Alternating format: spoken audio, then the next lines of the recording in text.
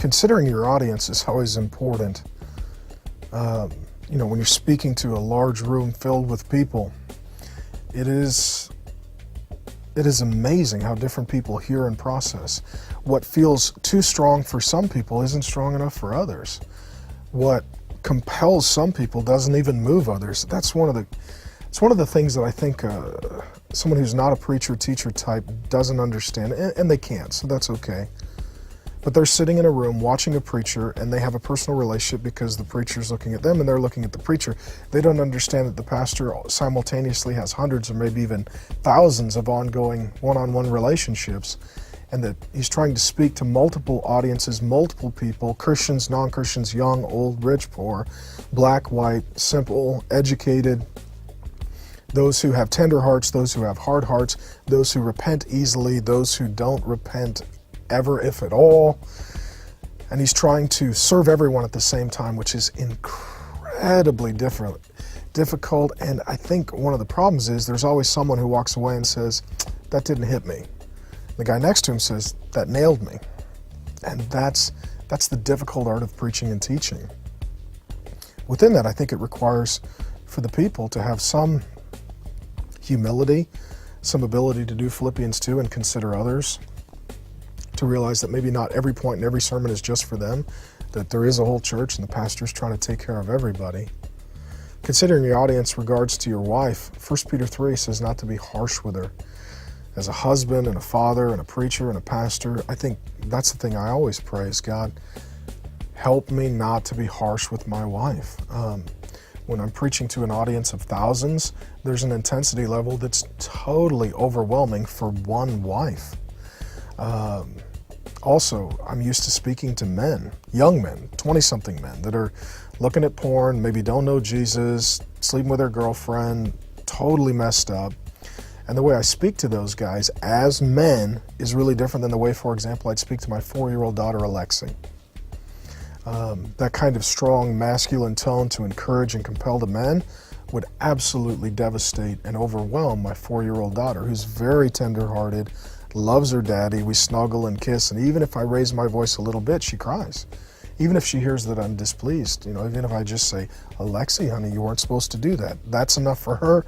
She starts crying and she's just devastated and repentant and crawls on my lap, and Daddy, I'm sorry. It doesn't take much to get her to repent. She's very tender toward me.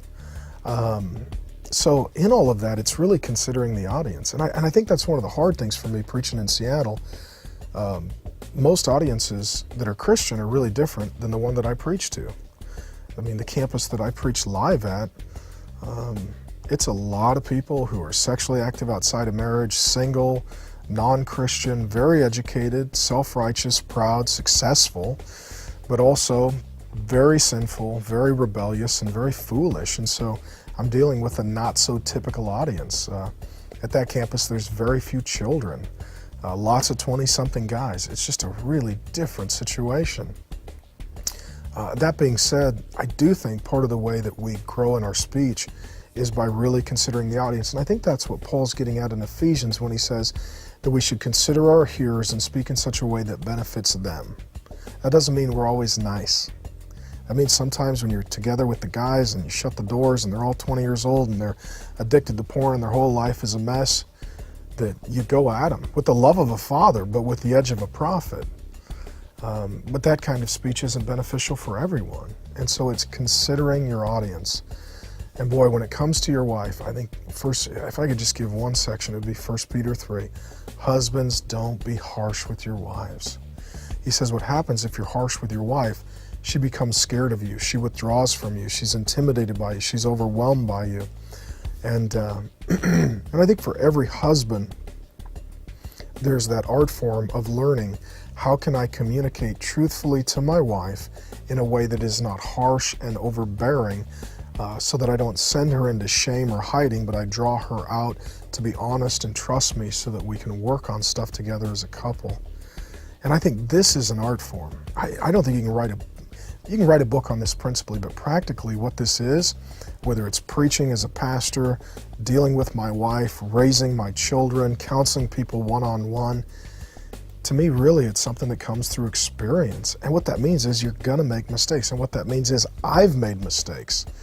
And all I know to do at that point is repent and learn and grow so that you continually learn to do a better job. I think the worst is to be so afraid of saying something wrong that you don't really say much of anything. I think it's better to speak and to learn and to find, okay, there's a line, that was too harsh, that was not strong enough, I should have pushed those people stronger, I should not have used that tone with my wife. By being honest and humble, you're able to repent well and to learn well and to grow well, not to excuse sin, but to give permission to find out where those lines are depending upon what audience it is that you're speaking to.